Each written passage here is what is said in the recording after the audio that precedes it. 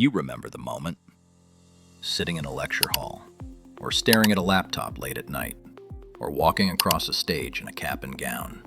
You were tired, you were stressed, you were probably already in debt, but you told yourself, this will be worth it. This degree will pay off. This is an investment. Once I graduate, things will finally make sense financially. Fast forward a few years. You did graduate. You got the job. You might even be earning what used to be called good money. And yet, money still feels tight. Rent eats your paycheck. Debt follows you every month. Saving feels slow. Wealth feels far away. If that disconnect feels familiar, you're not imagining it. Because many people were told education was the safest path to wealth. If you're someone who did everything right, went to school, got the degree, took on the debt, and still feels financially behind, make sure to hit the subscribe button and give this video a thumbs up if this helps you out. Here's the thing. Your degree didn't fail because you weren't smart enough. It failed because the system changed, and nobody updated the promise. For decades, the story was simple. Get educated, get credentialed, get paid. And for a long time, that story actually worked.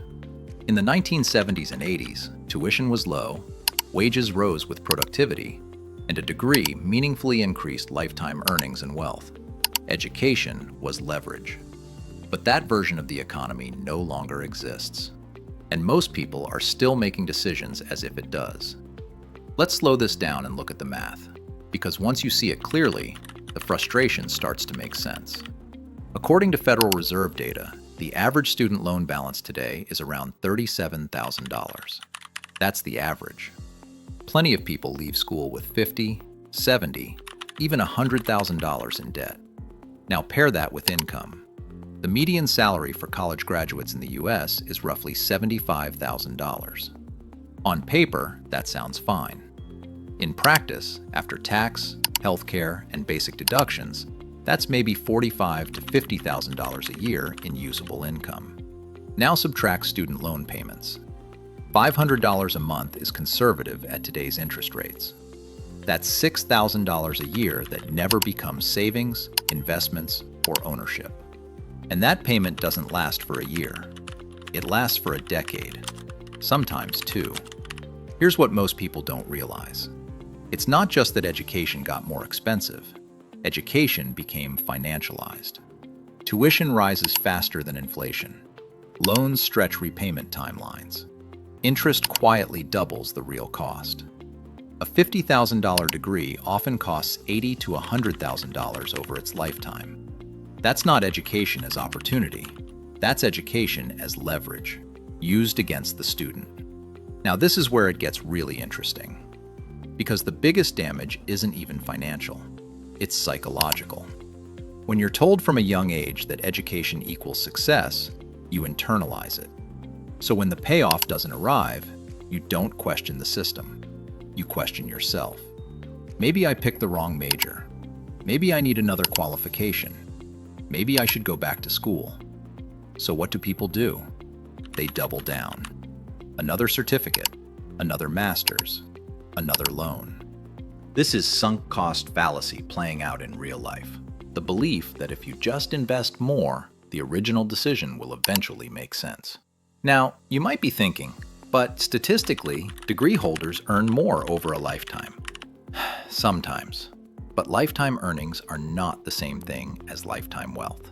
If higher income comes with higher debt, delayed investing, higher living costs, and less time compounding, you can earn more and still end up with less.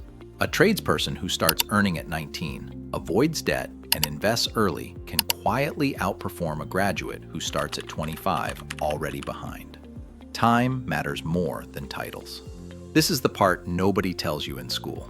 Education teaches you how to earn money. It does not teach you how to build wealth. You were trained to follow systems, meet requirements, perform well inside structures. You were not trained to understand debt mechanics, asset ownership, inflation, cash flow design. So people graduate highly educated and financially blind. That's not accidental. The modern economy needs skilled workers more than it needs financially independent people. This is why the degree-to-wealth link broke. Wages stopped rising with productivity. Housing inflated faster than salaries. Healthcare exploded. Education exploded even faster. So the reward for doing everything right never arrives. Not because you failed, but because the extraction scaled faster than the opportunity. That's the education trap. Now, let's get practical, because the goal here isn't to hate education.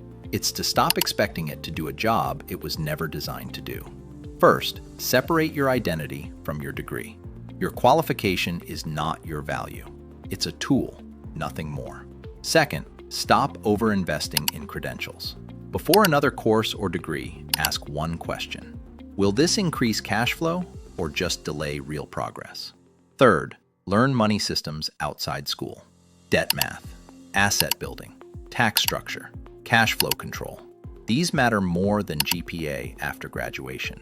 Fourth, use your degree as leverage, not a destination. Your education should fund ownership, skills, or optionality, not become the finish line. And finally, optimize for time, not status. Starting earlier with less debt often beats starting later with prestige.